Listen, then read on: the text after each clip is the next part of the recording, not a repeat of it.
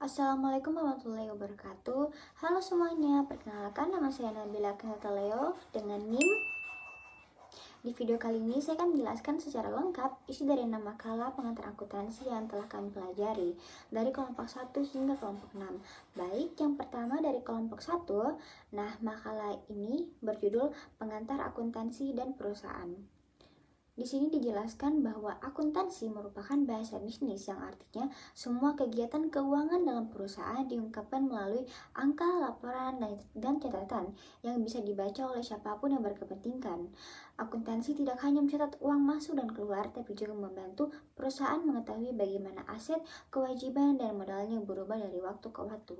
Konsep dasar yang dijelaskan dalam makalah ini adalah persamaan akuntansi, yaitu aset sama dengan kewajiban plus ekuitas. Persamaan ini menunjukkan bahwa setiap harta yang dimiliki perusahaan pasti dibiayai oleh sumber tertentu, entah itu dari utang maupun dari modal pemilik. Makalah ini juga membahas tentang laporan keuangan, yaitu laporan laba rugi, neraca, laporan ekuitas, dan arus kas. Laporan keuangan ini berfungsi untuk menilai kinerja dan posisi keuangan untuk membantu manajemen dalam membuat keputusan. Selain itu dijelaskan juga prinsip-prinsip ekonomi seperti biaya historis dan pengungkapan penuh.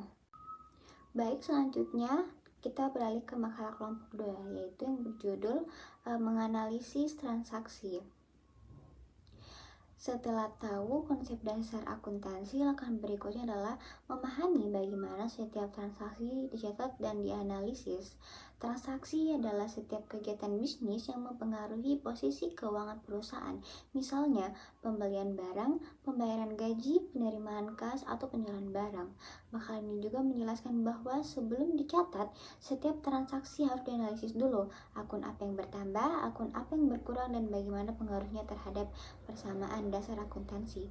Kemudian dijelaskan juga konsep saldo normal, yaitu posisi alami dari suatu akun, apakah ada di debit atau kredit.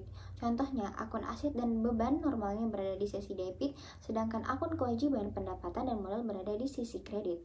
Sistem pencatatannya menggunakan double entry system, yaitu setiap transaksi selalu dicatat 2 kali, satu di debit, satu juga di kredit, agar tetap seimbang. Setelah dianalisis, transaksi dicatat dalam jurnal umum lalu dipindahkan ke buku besar dan disusun dalam neraca saldo, dan jika kesalahan itu akan dikoreksi.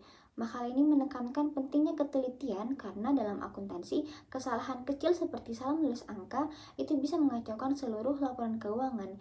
Jadi ketelitian dan konsistensi adalah kunci utama dalam tahap analisis transaksi. Baik, selanjutnya adalah makalah ketiga, yaitu membahas tentang proses penyesuaian. Nah, proses ini biasanya dilakukan di akhir periode akuntansi untuk memastikan semua akun sudah menunjukkan saldo yang benar. Kadang dalam pencatatan sehari-hari ada transaksi yang belum catat dan nilainya itu belum sesuai dengan kondisi yang sebenarnya. Contohnya, beban sewa yang belum dibayar, perlengkapan yang sudah terpakai tapi belum diakui sebagai beban, atau pendapatan yang sudah diterima tapi belum diakui karena jasa belum diberikan. Nah, semua hal itu harus disesuaikan agar laporan keuangan yang dibuat sesuai dengan prinsip akrual. Prinsip akuntansi akrual itu menyatakan bahwa pendapatan dan beban harus diakui pada saat terjadinya, bukan pada saat uang diterima atau dibayar. Oleh karena itu, jurnal penyesuaian dibuat untuk memperbarui catatan seperti beban dibayar di muka, pendapatan diterima di muka, beban terutang, pendapatan terutang, hingga penyusutan aset tetap. Setelah penyesuaian dilakukan, perusahaan akan menyusun neraca saldo setelah penyesuaian. Langkah ini penting karena menjadi dasar untuk menyusun laporan keuangan yang sebenarnya. Selain itu, makalah ini juga menjelaskan teknik analisis vertikal, yaitu cara menganalisis laporan keuangan dengan membandingkan setiap pos dengan total keseluruhan, misalnya total aset atau total pendapatan.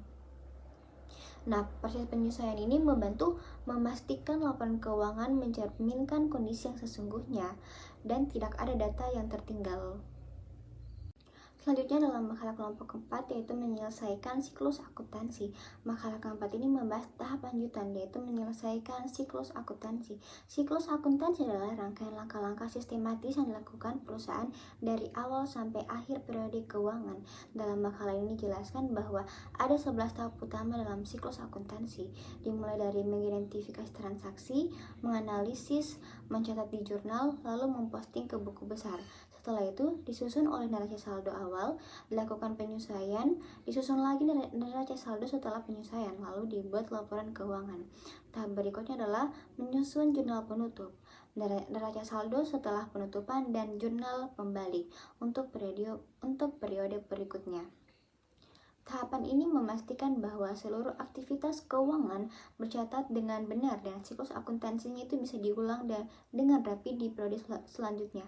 Maka ini juga menekankan bahwa siklus akuntansi membantu menjaga konsistensi dan akurasi laporan keuangan setiap periode. Kalau tahap ini dilewati atau dilakukan tidak benar, maka laporan keuangan tidak akan bisa diandalkan oleh pengambilan keputusan. Selanjutnya adalah makalah kelompok 5 membahas tentang akuntansi perusahaan dagang. Perusahaan dagang adalah perusahaan yang membeli barang dari produsen untuk dijual kembali tanpa mengubah bentuk barang tersebut. Makalah ini menjelaskan bahwa sistem akuntansi di perusahaan dagang agak berbeda dengan perusahaan jasa karena ada akun persediaan barang dagang dan harga pokok penjualan atau HPP. Pencatatan transaksinya meliputi pembelian barang, penjualan, retur, potongan harga, dan beban operasional. Semuanya dicatat dalam jurnal sesuai sistem double entry agar debit dan kreditnya tetap seimbang. Di akhir periode perusahaan melakukan penyesuaian dan penutupan akun sementara seperti akun pendapatan dan beban. Kemudian disusun laporan keuangan yang terdiri dari laporan laba rugi, neraca, laporan perubahan modal, dan arus kas. Dari laporan ini perusahaan itu bisa mengetahui berapa laba bersih yang diperoleh dan bagaimanakah kondisi keuangannya secara keseluruhan.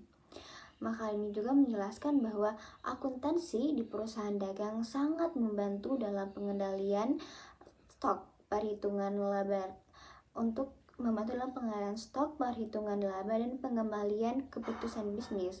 Dengan sistem pencatatan yang baik, perusahaan bisa menghindari kerugian akibat salah hitung stok atau kesalahan pencatatan pembelian dan penjualan. Nah, dan terakhir dalam makalah kelompok ke-6 yaitu membahas tentang persediaan, yaitu salah satu aset lancar paling penting dalam perusahaan. Persediaan berperan besar dalam menjaga kelancaran operasi, menentukan harga pokok penjualan, serta memengaruhi laba perusahaan. Dalam makalah ini dijelaskan 3 metode utama penilaian persediaan, yaitu yang pertama FIFO atau first in and first out, yaitu barang yang pertama dibeli dijual lebih dulu. Metode ini cocok untuk digunakan saat harga barang cenderung naik karena akan menghasilkan laba yang lebih tinggi. Yang kedua adalah LIFO, yaitu last in first out, yaitu barang yang terakhir dibeli dijual lebih dulu. Metode ini biasanya menghasilkan laba lebih rendah dan pajaknya lebih kecil, tetapi tidak diperbolehkan lagi oleh standar IFRS. Yang ketiga adalah average, yaitu rata-rata tertimbang, yaitu menghitung harga pokok penjualan berdasarkan rata-rata semua pembelian sehingga hasilnya lebih stabil dan moderat. Selain metode arus biaya, maka ini juga menjelaskan 2 sistem pencatatan persediaan, yaitu yang pertama sistem perpetual, yaitu di mana setiap transaksi pembelian dan penjualan langsung memperbarui jumlah stok secara real time, dan sistem periodik, di mana pencatatan dilakukan pada akhir periode setelah perhitungan fisik dilakukan.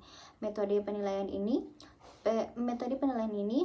sangat mempengaruhi laba, pajak, dan nilai aset dalam laporan keuangan. Karena itu, perusahaan harus memilih metode yang paling sesuai dengan kondisi bisnisnya dan menerapkan pengenalan internal yang baik agar data persediaan itu lebih akurat. Oke, baik. Demikian penjelasan lengkap tentang 6 makalah pengantar akuntansi dari kelompok 1 hingga kelompok 6. Semoga video ini bisa membantu teman-teman dalam memahami proses akuntansi secara menyeluruh. Terima kasih sudah menonton. Jangan lupa like dan komen biar banyak yang paham pentingnya akuntansi dalam dunia bisnis. Wassalamualaikum warahmatullahi wabarakatuh. Bye-bye.